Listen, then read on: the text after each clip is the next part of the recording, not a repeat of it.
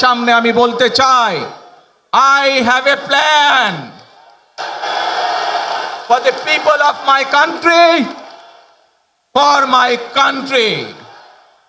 আজ এই পরিকল্পনা দেশের মানুষের স্বার্থে, দেশের উন্নয়নের জন্য, দেশের মানুষের ভাগ্যের পরিবর্তনের জন্য যদি সেই প্ল্যান, সেই কার্যক্রম, সেই পরিকল্পনাকে বাস্তবায়ন করতে হয়, প্রিয় ভাই বোনেরা, এই জনসমুদ্রে যত মানুষ উপস্থিত আছেন, এই সারা বাংলাদেশে গণতন্ত্রের শক্তি যত মানুষ উপস্থিত আছেন, প্রত্যেকটি মানুষের সহযোগিতা আমার লাগবে।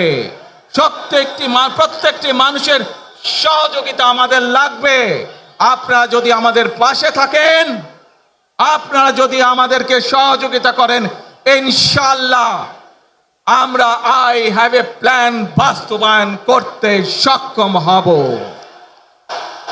আসুন আমরা আল্লাহ রব্বুল আলামিনের দরবারে হাত তুলে প্রার্থনা করি, আমরা জানো হে রব্বুল আলামিন, হে একমাত্র মালিক, হে একমাত্র পরওয়ারদিগার, হে একমাত্র রহমত দানকারী, হে একমাত্র সাহায্যকারী, আজ আপনি যদি আমাদেরকে রহমত দেন, তাহলে আমরা এই দেশের মানুষ কঠোর পরিশ্রম করার মাধ্যমে আমাদের প্রত্যাশিত বাংলাদেশকে গড়ে তুলতে পারবো।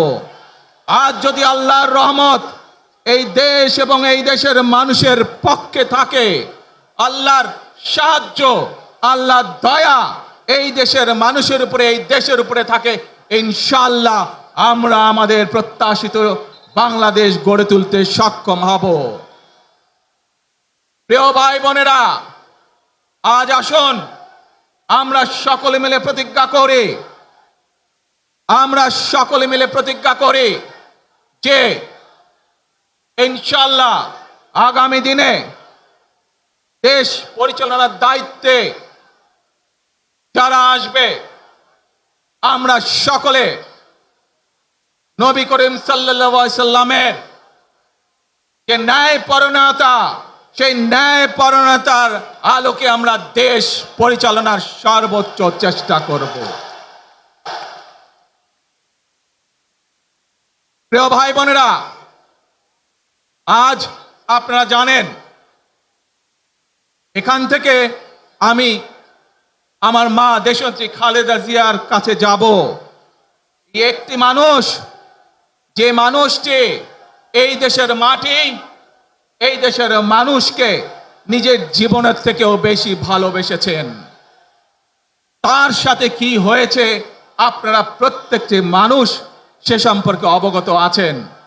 সন্তান হিসাবে আপনাদের কাছে আমি চাইবো, আজ আল্লাহর দরবারে আপনারা দোয়া করবেন যাতে আল্লাহ ওনাকে তৌফিক দেন, উনি যাতে সুস্থ হতে পারেন।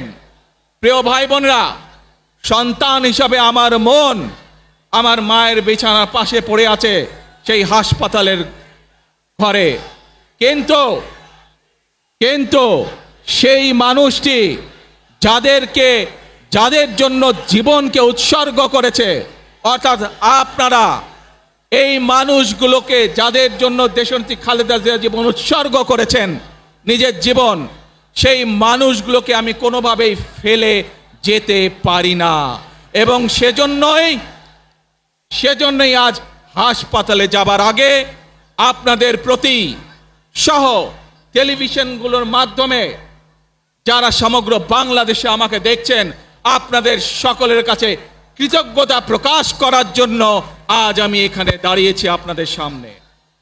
প্রিয় ভাই বোনেরা, আসুন আমাদেরকে আজকে নিশ্চিত করতে হবে, আমরা যে ধর্মের মানুষ হই, আমরা যে শ্রেণীর মানুষ হই, আমরা যে দলেরই রাজনৈতিক দলের সদস্য হই অথবা একজন নির্দলীয় ব্যক্তি হই, আমাদেরকে নিশ্চিত করতে হবে যে কোনো মূল্যে আমরা আমাদের এই দেশের শান্তি শৃঙ্খলাকে ধরে রাখতে হবে।